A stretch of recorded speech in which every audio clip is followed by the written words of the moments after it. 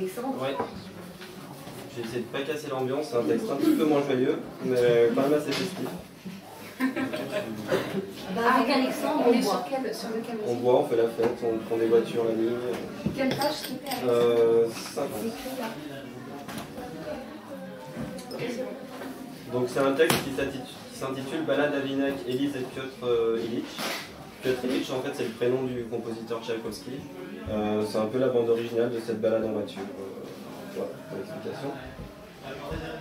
Après un rapide demi-tour, Élise m'attendit là où elle m'avait déposé, devant la dernière épicerie de nuit ouverte. Je reconnus tout de suite l'Allegro con spirito, c'était le concerto numéro 1 de Tchaïkovski. J'ai posé les bières et le vin à mes pieds.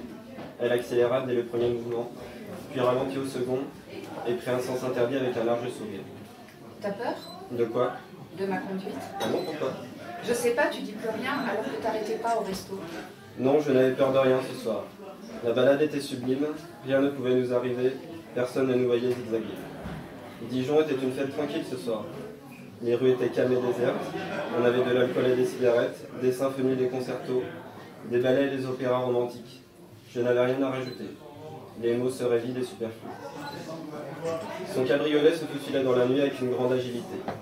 On traversait les rues comme des étoiles filantes. Je me sentais léviter. La voiture ne touchait plus l'asphalte quand le concerto amorçait son apogée. Ses yeux émeraudes prirent un air espiègle que je ne le reconnaissais pas. Des étoiles entouraient ses pupilles. Je n'oublierai jamais son regard. Je frôlais la béatitude. Cet état qui d'ordinaire m'échappait. J'ai ouvert une canette et allumé 2 cigarettes, que j'ai failli lâcher au 3e mouvement. Je lui en ai tendu une, j'ai tiré une taf sur l'autre. Les effluves houblonnés s'élevaient dans le crâne. Mes rares neurones y allaient de leur solo exalté pour dialoguer avec l'orchestre. Ma main fendait l'air à travers la vitre ouverte, un vent de liberté filait à travers mes doigts. J'aurais voulu qu'on se perde, mais Élise connaissait si bien la ville. J'aurais dû prendre le volant. Elle s'est garée devant la seule place de parking ouverte. La porte verte et blindée de l'immeuble baignait dans un rayon de lune diffus. Elle coupa le moteur quand Tchaïkovski entamait son acte des signes. J'ai pris les bières et le vin et balancé mon ego dans le vide. Le bout orangé traça un arc de cercle sur fond noir. Élise marchait devant moi sans un mot. Elle avait la grâce et la légèreté d'une cavalière. Ses sandales frôlaient à peine le macadam. L'odeur enivrante d'après la nuit appelait au bien-être et à l'intimité. J'ai cherché des étoiles dans le ciel défendu. J'ai trouvé mon trousseau de ferraille accroché au trou de ma poche. Sa présence était douce et silencieuse dans mon dos.